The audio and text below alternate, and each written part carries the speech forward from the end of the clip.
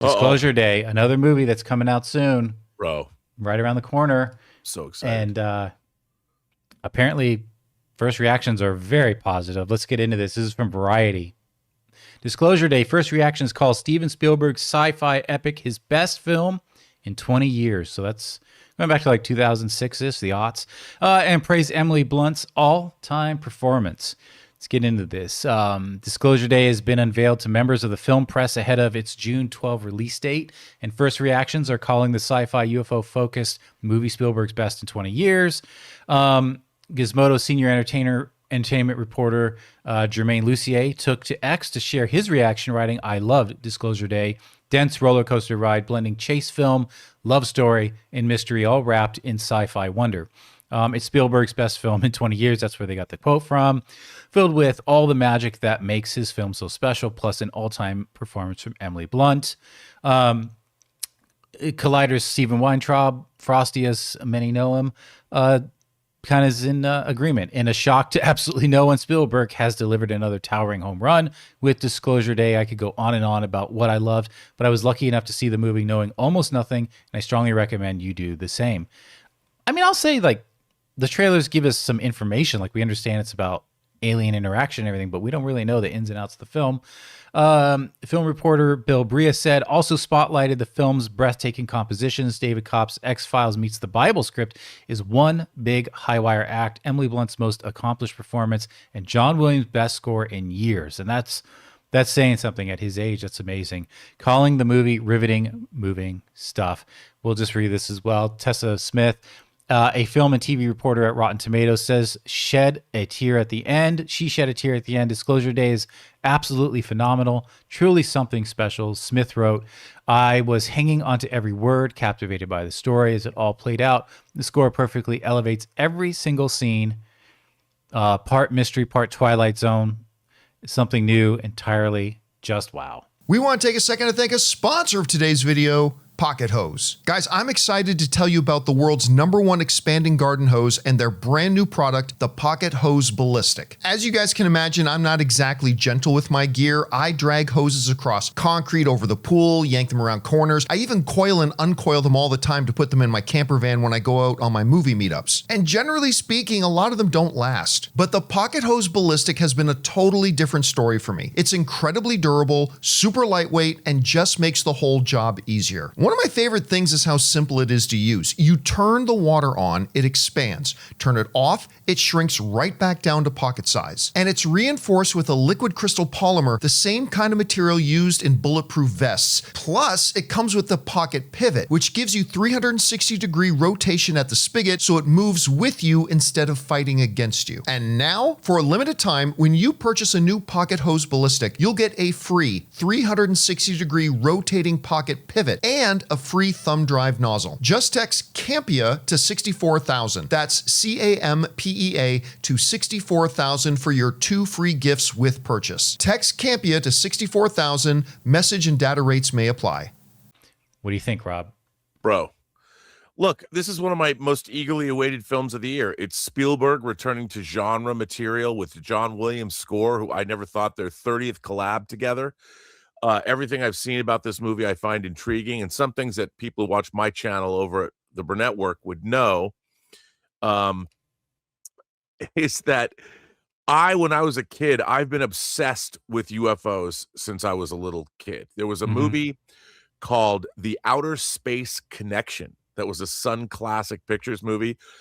Bunch of hooey, but I went and saw it in the theater, and it was all about, the lines at Nazca. You can only see them from the air and all kinds of craziness. I've loved UFOs my whole life. I read in a UFO book when I was like 9 years old that one of my dad's best friends, Captain John Harder, who was a World War II pilot, unbeknownst to me, I'm reading this book about UFO accounts, and I come across Captain John Harder's name in a UFO book. So I got to actually ask somebody who was quoted in UFO text about what he actually saw. And I mean, he flew every plane in World War II. He bought me a monogram, 1/48 scale monogram model of a B-52 itself. And I got to ask him. And he told me he could not explain what he saw. I mean, he's not going to lie to a kid. So The fact that we're going to get UAP disclosure, look, I'm sure it's all a bunch of hooey, but I'm deliriously excited to see this. I cannot wait. I cannot wait. I'm waiting for the overlords. I want to have a Nordic girlfriend, if that's possible. Can we do that? If they've been around for a long time, hey man, I'll go home. If they turn out to be Canamites and they're going to eat us, as long as I can at least get a glimpse of the homeworld or maybe another dimension, I'm there, man. I am there. If they want me to go on a one-way trip, I will. You're ready. I will. You're going to travel the highways and byways of the galaxy or beyond. Maybe experience a warp bubble, first human to ever. What do you have you already purchased your ticket for Disclosure Day? Or is that not? Yeah.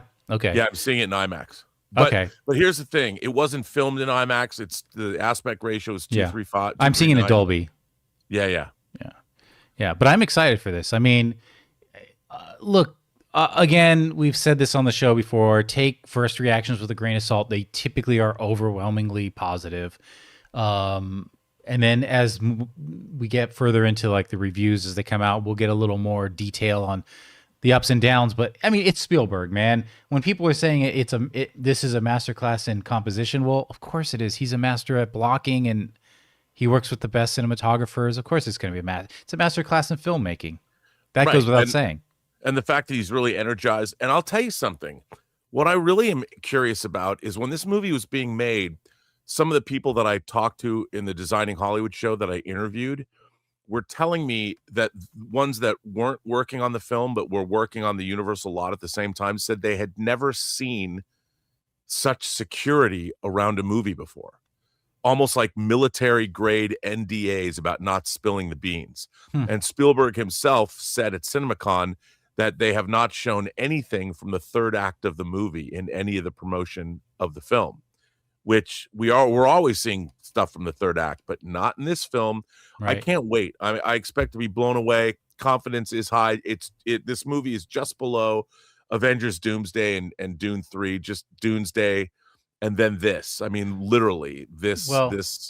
I'm so excited. I mean, these people have seen it, and someone had mentioned they wept at the end. No one has come out and just said this ending gonna blow your mind. It's gonna change the world.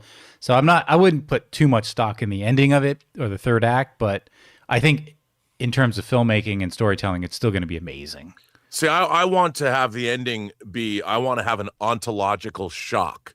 Like some of our government officials, some of the senators are saying the reason they can't disclose the truth to the human race is because we would suffer an ontological shock about what they know. And I'm like, come on, man, how bad can it be? They didn't suffer a shock. I mean, if they know, just tell us. Stop playing. I want to know. If I'm just a vessel to farm my consciousness for higher beings, so be it, man. As long as I get to see Doomsday and Dune on the 18th of December, I'm good. Yeah. We'll make it. And the new James Bond movie. I have to say, this is probably the most excited I've been for a slate of films in a year overall. I know. Time. I mean, there's been some great years. The past few years have been amazing, but from start to finish, I'm like, wow, this. And there's been some good surprises this year. Yeah, like exactly. Sheep Detectives blew me away. Sheep Detectives is my favorite movie of the year so far. It's pushing 100 mil. When it first came out, it was like 15 million. I'm like, oh boy, this is about what I was expecting. It's pushing 100 million worldwide. And I want to see it. Like, you guys gave it great reviews. So, well, the director of it, director of like Minions, and you can tell that an animation director, like when Andrew Adamson did Chronicles of Narnia, he came from the Shrek franchise, but I worked on doing them behind the scenes, and he was pretty overwhelmed by the scale of the Chronicles of Lion, the Witch, and the Wardrobe, but he did a great job. But the Sheep Detectives is much smaller in scope. It is brilliantly directed. It is a brilliantly directed film. It really uses the language of cinema. Some cuts from one cut to another are humorous without saying anything. I just think that it is a wonderful. Craig Mazin, of course, co-creator of The Last of Us, the show, but he also did Chernobyl. He wrote this script a long time ago. His script is masterful. And everything about Sheep Detectives. I know this segment is not about Sheep Detectives, but our surprise of the year. Yeah. Yeah, and I've seen a movie this year. I've already seen more movies this year than I've seen in the last couple of years in their entirety, because I've been going with my friend Alvaro, going to the either going to the Harkins, but we've mostly gone to the Regal Irvine Spectrum, and I've seen a double feature almost every week of the year. And so there's been a lot of great stuff. Project Hail Mary, if you told me that it would be below Sheep Detectives at the beginning of the year, I would have said, come on. I still don't. Okay. My brain can't comprehend when you say that. So I feel like it's not true and you don't really mean it, because this is like disclosure day for me. I'm going into a shock myself from you saying that. So I'm like, no. Ontological shock. Yeah. This can't be true. No. As opposed to the teleological or cosmological shock for and against the existence of God. But no, I mean, I only say that I love Project Hail Mary, but Project Hail Mary could have been a little bit better in my estimation. A little bit, because, well, anyway, I'll get into that later. But I'm very excited for Disclosure Day. Cannot wait. As a matter of fact, we had to coordinate getting tickets, make sure, because they had the ads coming out saying tickets on sale now. We had to make sure we got our tickets. So. I mean, I just got mine solo, so I mean, it wasn't that hard to get, but the theater was almost full. So, and that was at 3 p.m. So, yeah, we'll see. What do you guys think? Do you guys have tickets for Disclosure Day yet? Are you planning on getting them this soon? I mean, you have some time. It's not out just yet. We still have Back Rooms and Obsession and we've got Masters of the Universe. We have a lot of great stuff coming. Toy Story 5 is coming. Exactly. But what do you guys think about these initial reviews? Let us know in the comments below. Hey guys, thanks so much for watching this video. Make sure you like the video, leave a comment, and subscribe to our channel. And don't forget, we have a daily podcast called the John Campea Show podcast, available on Apple Podcasts, Spotify, or your favorite podcasting app of choice. Go and subscribe to it today so it'll be there when you need it.